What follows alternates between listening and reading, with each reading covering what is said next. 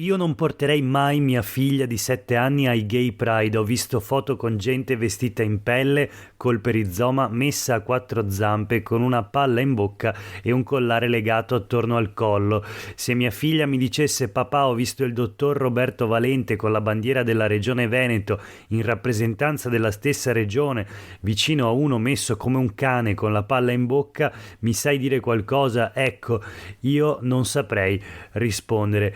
Queste sono solo alcune delle frasi pronunciate ieri nel Consiglio regionale del Veneto da un esponente di Fratelli d'Italia che ha contestato, che ha sbeffeggiato, direi, la mozione con cui l'opposizione, prima firmataria la 5 Stelle Erika Baldin, chiedeva semplicemente alla Regione del Veneto di partecipare in veste ufficiale a ogni manifestazione Pride nelle città del Veneto.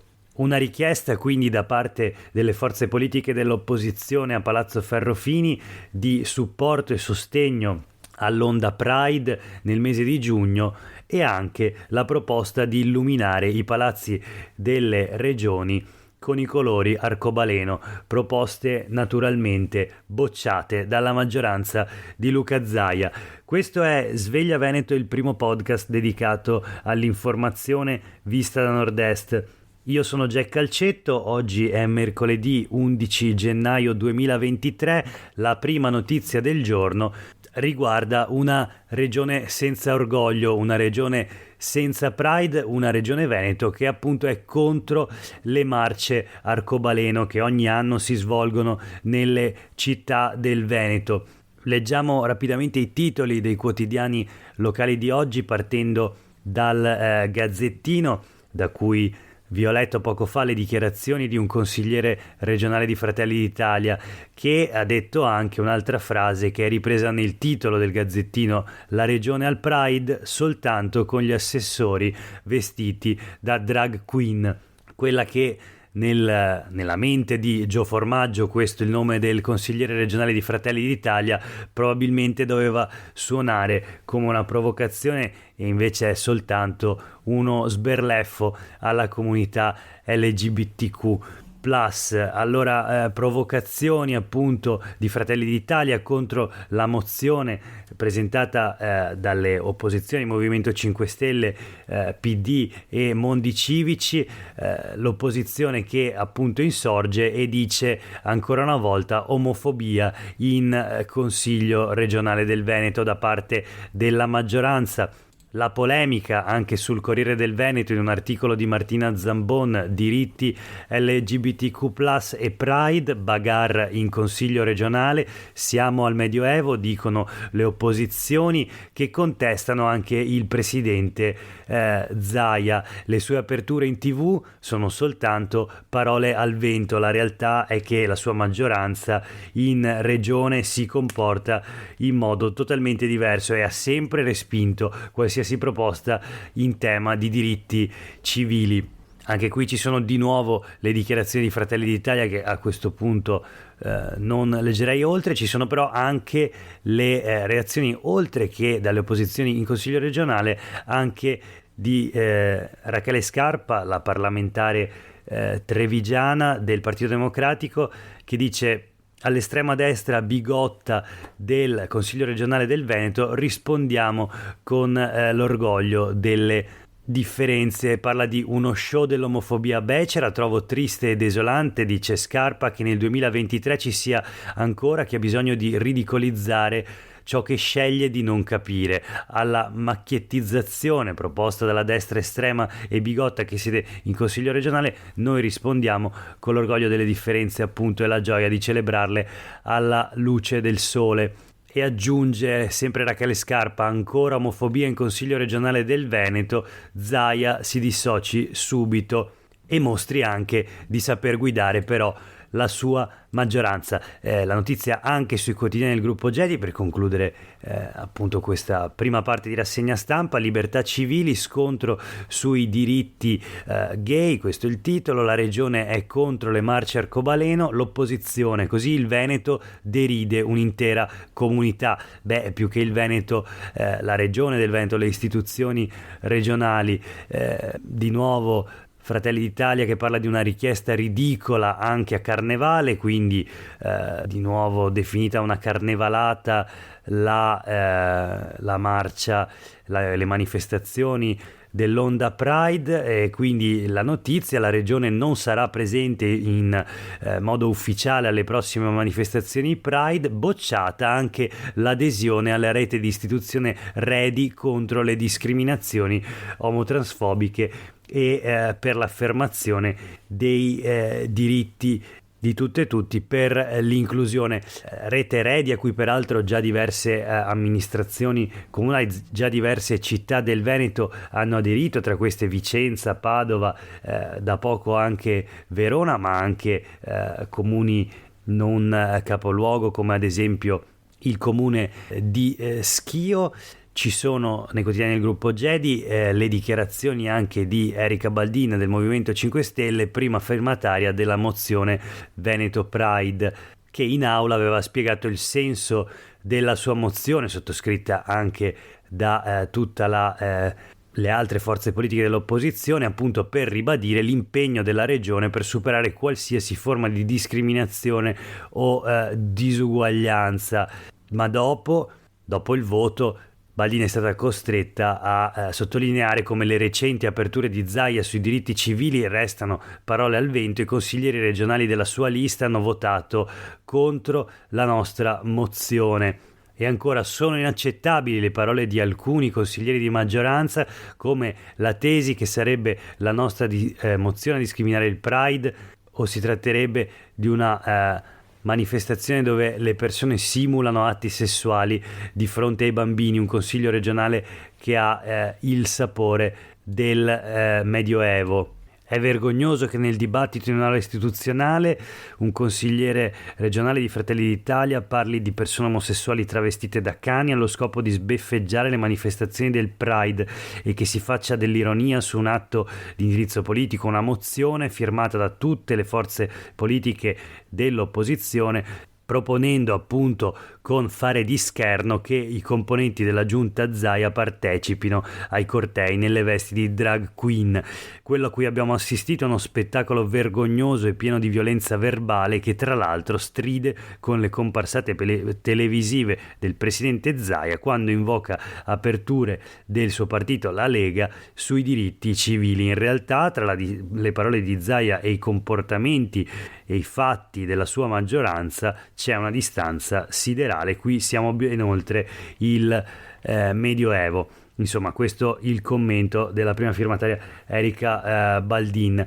Proseguiamo con la rassegna stampa di oggi e parliamo di un Veneto e di un Nord-Est, anzi, che si vede nero. La notizia sul Gazzettino di oggi, si parla del sondaggio dell'osservatorio sul Nord-Est di Demos. Il 2023 sarà un anno di crisi per un cittadino su due. Il 47% degli intervistati prevede infatti un anno peggiore rispetto al 2022. È il dato più negativo mai registrato dall'osservatorio, e la parola chiave per molti è una sola: incertezza. Questo per quanto riguarda le aspettative verso il 2023, che appunto per il 47% dei cittadini nord-est sarà peggiore dell'anno precedente, per il 26% soltanto sarà migliore. Invece un 23% degli intervistati ritengono che il 2023 sarà uguale rispetto al 2022. I più pessimisti sono la fascia tra i 35 e i 44 anni e in particolare le persone disoccupate. Per quanto riguarda il profilo politico, invece, gli elettori del Movimento 5 Stelle sono quelli più pessimisti, seguiti poi da quelli di Azione e Italia Viva. Questo per quanto riguarda le poche speranze nel futuro. Voltiamo pagina, invece ora parliamo di sanità, con la proposta del senatore e scienziato Andrea Crisanti, che dice: basta politica in sanità, i direttori generali siano nominati dalla comunità, presumo dalla comunità scientifica, ma leggiamo meglio la notizia sul Corriere del Veneto di oggi. Il senatore devono essere scelti i direttori generali da medici e pazienti. Questa è la proposta di Andrea Crisanti. Il parlamentare del Partito Democratico attacca, dice troppo potere alle regioni, ma ci sono reazioni sia da parte di Roberto Marcato, assessore regionale allo sviluppo, che non condivide affatto la proposta di Crisanti. Per il leghista la responsabilità della gestione deve rimanere in capo alle regioni e alla politica. Nei 2 anni della pandemia abbiamo ascoltato molti esperti, spesso fra loro in contraddizione, talvolta contraddicendo le proprie parole del giorno prima. Immagino decisioni prese da chi come loro non ha le responsabilità che si prende la politica. I tecnici facciano i tecnici, ha detto, e su Crisanti dice si tratta di suggestioni da microbiologo.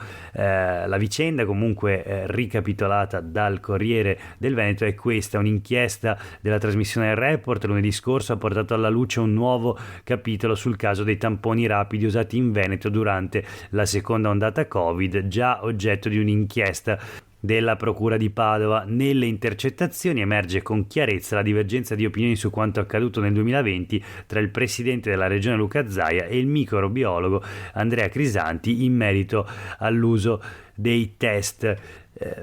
Non soltanto questo emerge dalle intercettazioni, perché in queste intercettazioni si sente Luca Zaia sparare a zero sul microbiologo Andrea Crisanti, che oggi dice: ai governatori spettano l'indirizzo e il controllo politico, servirebbe invece una maggiore indipendenza dei manager della sanità. E sempre parlando di sanità e di Covid, un'altra notizia sul Corriere del Veneto: esposti penali tutti archiviati, i familiari dei morti ora annunciano però cause civili. Erano stati presentati per motivi diversi questi esposti penali, dalla mancata zona rossa ai numeri delle terapie intensive, non hanno avuto seguito. L'inchiesta di Padova ora alimenta le speranze, ma l'avvocata parla, cioè il parere di una avvocata che parla di procedimenti lunghi e su basi fragili. Ci sono le parole del figlio di una vittima: mia madre era chiusa nella sua stanza in casa di riposo, mi dicevano è fortunata, sono tutti positivi tranne lei, dopo 48 ore è morta di Covid. L'avvocata, un'altra dichiarazione: va accertata per ogni caso l'esistenza di un nesso causale diretto tra l'evento dannoso e la condotta illecita, credo che si tratti di un'ipotesi fantasiosa. L'articolo di Roberta Polese sul Corriere del Veneto di oggi. Infine parliamo di clima. L'inverno con alte temperature danneggia agricoltura e floricoltura. Allora abbiamo il radicchio bianco, le api impazzite e le mimose che sono già fiorite. Questo è il titolo sui quotidiani del gruppo Gedi.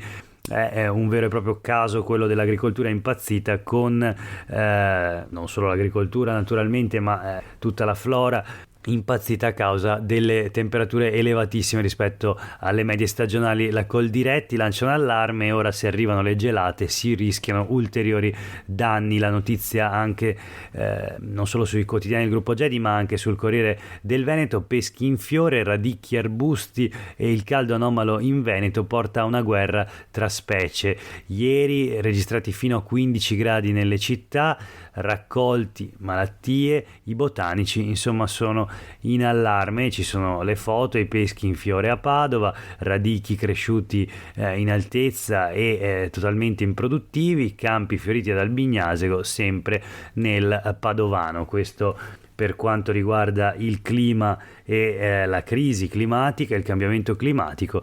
E questa era l'ultima notizia per oggi, per questa puntata di Sveglia Veneto. A tutte e tutti voi una buona giornata.